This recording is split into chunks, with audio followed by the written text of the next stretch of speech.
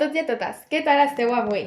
Som la Jada, la Iris i jo, la Gisela. Som les GEG! Avui us parlarem de sèries, pel·lícules, antigues, noves, novetats, de tot tipus.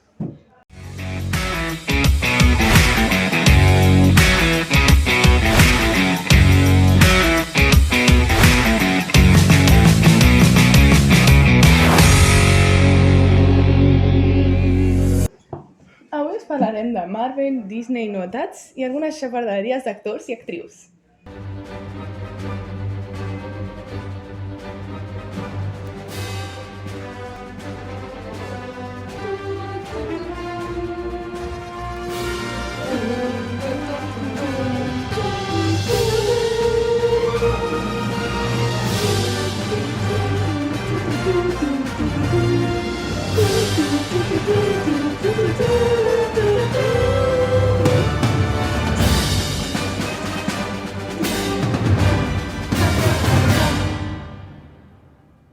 Per començar amb el meravellós tema de Marvel, us posarem al dia de totes les estrenes que tenen programades. I unes quantes curiositats que segur que no sabíeu.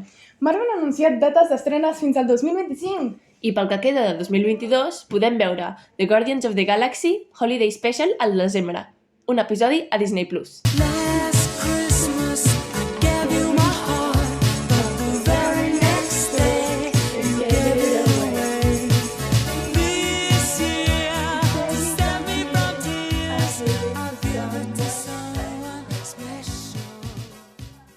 Per l'esperat 2023 tindríem la temporada 2 de What If, la tercera pel·lícula de Ant-Man, Quantumania, una sèrie de Disney Plus, Secret Invasion, el volum 3 de Guardianes de la Galàxia, una altra pel·lícula que es diu The Marvels, Hecho, una sèrie de Disney Plus, la temporada 2 de Loki, Ironheart, una sèrie de Disney Plus, Blade, una pel·lícula, i això seria tot pel 2023.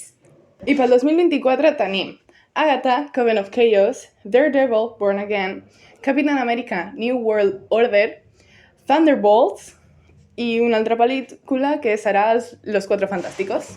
I per 2025 tenim dues pel·lícules de Los Vengadores. La primera, Vengadores The Kang Dynasty, i la segona, Vengadores Secret Wars. I per últim, les pel·lis i sèries que no tenen estrenes són les següents: Armor Wars, que és una sèrie de Disney Plus, Black Panther, Kingdom of Wakanda, una altra sèrie de Disney Plus, Deadpool 3, una pel·lícula que està molt esperada, Spider-Man Freshman Year, una sèrie de Disney Plus. I ara l'apartat més divertit, les curiositats. Venom, un personatge conegut mundialment, va ser dissenyat per un fan i no als estudis de Marvel. Una de les normes de Marvel era que no podien utilitzar ni homes llops ni vampirs com a malvats en els seus còmics, perquè en aquella època Marvel volia ser original i només utilitzaven bèsties salvatges com a malvats. La pròxima curiositat és sobre l'actor tan famós Tom Holland. Sabíeu que abans que ell mateix es va enterar tothom a través de les xarxes socials que ell seria el pròxim Spider-Man? Així és, els directors de Marvel ho van pujar a Instagram i després de pujar-ho a Instagram van trucar al propi Tom Holland per anunciar-li que seria el pròxim Spider-Man. Marvel té el rècord de demandes legals amb més de 860 demandes, i una d'elles fetes del propi Stan Lee, el creador de Marvel. El personatge Nick Fury, ara interpretat per Samuel L. Jackson,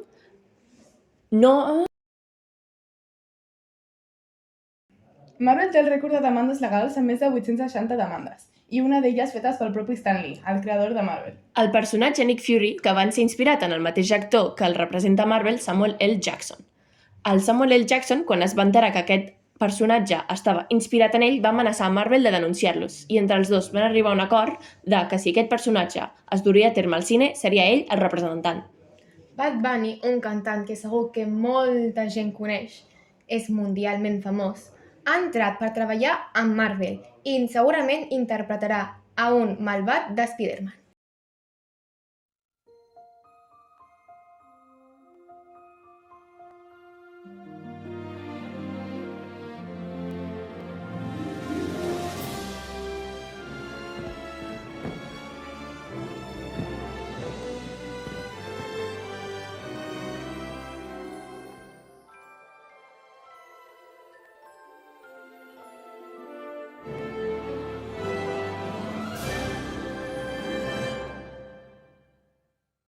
I ara, pels fans de Disney, les pròximes estrenes.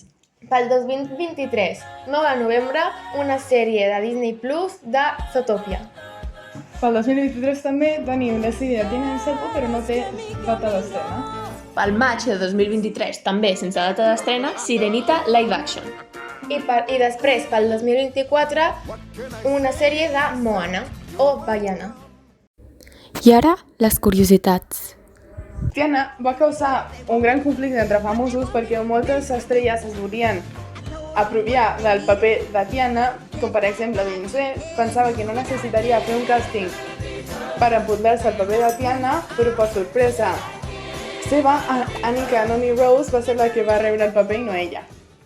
Anna, la princesa de Frozen, va ser la primera princesa de Disney a tenir una cançó amb el malvat. Fins ara, totes havien estat separades. A la pel·lícula Frozen, quan l'Anna canta per primera vegada a For the First Time in Forever, es pot veure a Rapunzel i a Eugene passejant pel seu costat i després, uns moments més tard, es pot veure a Tiana i Naveen. L'Aurora és la princesa que menys frases té amb només 18 línies de diàleg. La Bella i la Bèstia va ser la primera pel·lícula animada a estar nominada a un Oscar. Les dues princeses lesbianes que Disney ens va prometre fa més o menys 5 anys no van acabar de ser animades, però van utilitzar els personatges per fer Anna i Elsa de Frozen. I no us perdeu aquestes estrenes tampoc. La nova pel·lícula de Marilyn Monroe amb Ana de Armas, Miércoles, una sèrie que va de la filla de la família Adams, Berlín, que sortirà a Netflix. Heartstopper, la segona temporada, El juego del calamar, la segona temporada, I per últim, l'antiga pel·lícula de Matilda es tornarà a fer a forma de musical. surt només als cines el 25 de novembre. I el que més us heu esperat! La xafarderia dels actors! Tenim dues grans notícies per explicar-vos. Per començar, explicarem una discussió que va haver entre els famosos actors Paco León i els actors d'Élite. Resumint, el que va passar és que Paco va donar la seva opinió sobre la sèrie d'Élite, que per qui no ho sap és una sèrie de Netflix, que li passen coses adolescents i tot això, i llavors va donar la seva opinió en un podcast i no va ser molt bona la manera en què va donar la seva opinió. Llavors, alguns actors d'Élite li van contestar a través de Twitter i aquesta va ser la conversa que van tenir. L'entrevistador li va preguntar a Paco ¿qué opinas de la nueva generación de contenidos de Netflix? Sobre todo, series adolescentes, como, por ejemplo, Élite. Paco va a responder no sé qué opinar, la verdad. Como producto, me parecen unas mierdas muy grandes, la verdad. Así, en familia. Pero por otra parte, tienen su público. No he visto demasiado, pero a la vez también se normalizan cosas. La diversidad y contenido LGTB. Hay muchísimos compañeros y compañeras trabajando en esa serie y no es tan fácil hacerlo guay. Yo les respeto, así como compañeros, pero como espectador a mí me parece un mojón. Els actors d'Élite no es van d'allà. Darío Madrona va contestar el dimarts 27 de diciembre al següent. Doy fe de que en galas de premios donde competimos con Ar de Madrid, gente de su equipo fueron majísimos, pero Paco León nos miraba como si tuviéramos chinches. L'altre actor, Carlos Monero, va afegir entre riures. Y yo, pensando que le caía mal, y se ve que no era personal, solo que nuestra serie le parecía una mierda. ¡Qué alivio!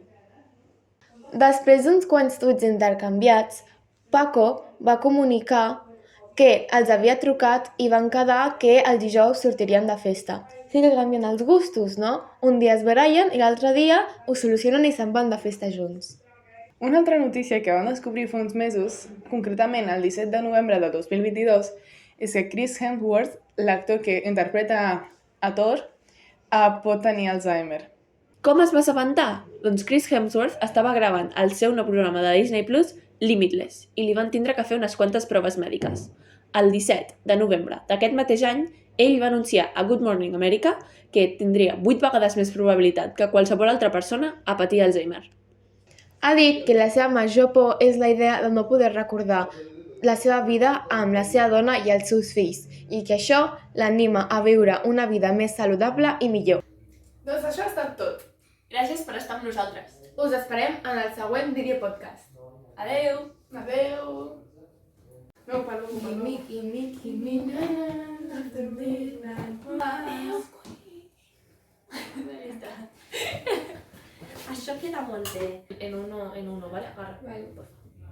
Last Christmas. Gisela, como vuelves a hacer de Ariana Grande. No. Santa tell me if you're really there. Don't make me fall in love again if you want me here next year.